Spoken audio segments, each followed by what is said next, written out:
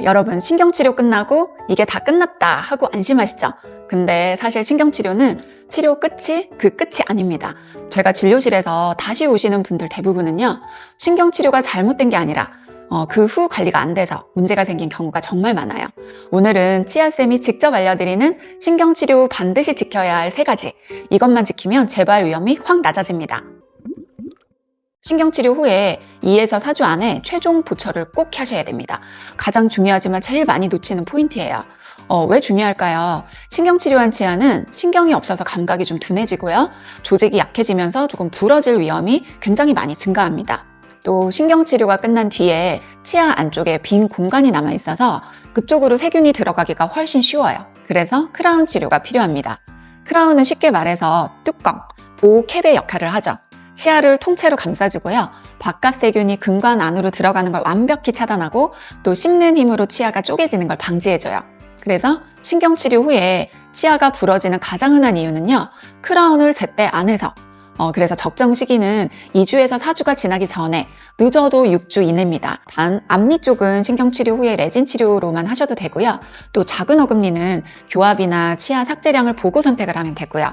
근데 큰 어금니는 무조건 필수라고 저는 생각을 합니다. 2번째는요. 씹는 힘을 체크하자. 이게 가장 조금 과소평가되는 재발 원인인데요. 이게 왜 중요하냐면요. 신경치료한 치아는 제가 감각이 둔해져 있다고 말씀드렸잖아요.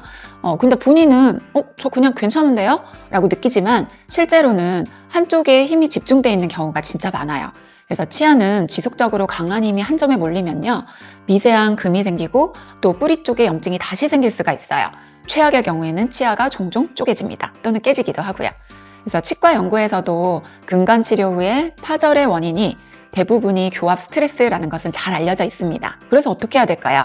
신경치료가 끝난 직후에 크라운을 씌우기 전후에 반드시 그 교합지로 씹는 힘을 확인해야 돼요. 그리고 여러분 스스로도 딱딱한 음식은 몇 주간 반대쪽으로 씹으셔야 되죠. 아몬드나 오징어나 육포 같은 거 한 점에 힘이 몰리는 음식을 조금 피해 주셔야 되고요. 근데 이것만 지켜도 신경치료의 실패 확률이 크게 줄어듭니다. 신경치료는 잘 됐는데 씹는 힘 때문에 망가지는 경우가 사실 훨씬 많아요. 혹시 이악물기나 야간 이갈이가 있으신 분들 이거 꼭 확인하셔야 돼요. 특히 잘 때 이악물기나 이갈이가 있다면 이것 때문에 치아가 깨져 있거나 마모증이 심하다면 신경치료 후에 치아가 망가질 확률이 굉장히 높아요. 수면 시에 스플린트 같은 것도 고려를 해봐야 되죠.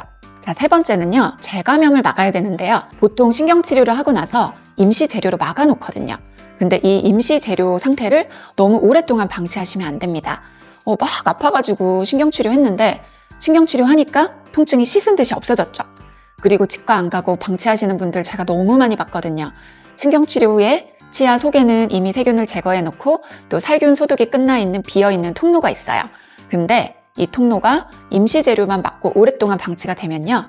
침이나 세균이 조금씩 스며들어서 다시 오염이 돼요. 이걸 근관 재감염이라고 하고 다시 한번 재감염이 되잖아요. 그러면 재신경치료를 해야 되는데 이게 또 성공률이 높지가 않거든요. 신경치료를 다시 하더라도 대학병원에 가야 하는 경우도 많고요. 심지어 발치까지 가는 경우도 있어요.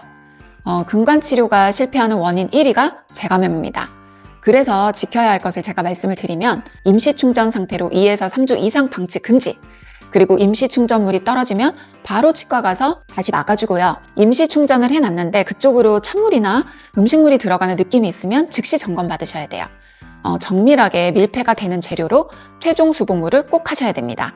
신경치료의 성패는 세균이 다시 들어오느냐 아니냐로 결정됩니다. 신경치료 후에 꼭 지켜야 할 3가지. 크라운 제때 하기, 이거는 치아 부러짐이나 세균 차단하는 거고요. 씹는 힘 관리, 미세 금이나 재발을 예방하고 또 임시 충전 오래 방치 금지, 재감염을 차단하는 거죠. 이 3가지만 지키면 신경치료한 치아의 수명이 몇 년이 아니라 몇 배는 더 길어집니다. 여러분, 신경치료가 어려운 치료라고 더 불안하시죠? 근데 사실 중요한 건요, 치료 후의 관리예요. 오늘 알려드린 이 3가지 지키시면 정말 오래 편하게 쓰실 수 있습니다. 저는 여러분이 치과 치료를 두려운 경험 대신 스스로 지킬 수 있는 건강관리로 받아들이시길 바라고 있어요. 신경치료도 마찬가지죠. 치료만 잘 되는 게 중요한 게 아니라 그 치아를 오래 쓰게 만드는 방법까지 책임지는 치과의사가 되고 싶습니다. 여러분의 선택이 후회가 되지 않도록 앞으로도 가장 솔직하고 정확한 정보를 드릴게요. 도움이 되셨다면 구독과 좋아요 눌러주시고 그래 치아쌤 제 상태는 이런데 어떻게 관리할까요? 적어주시면 제가 최대한 쉽게 설명 한번 드려보겠습니다. 오늘도 건강한 치아 생활 하세요. 감사합니다.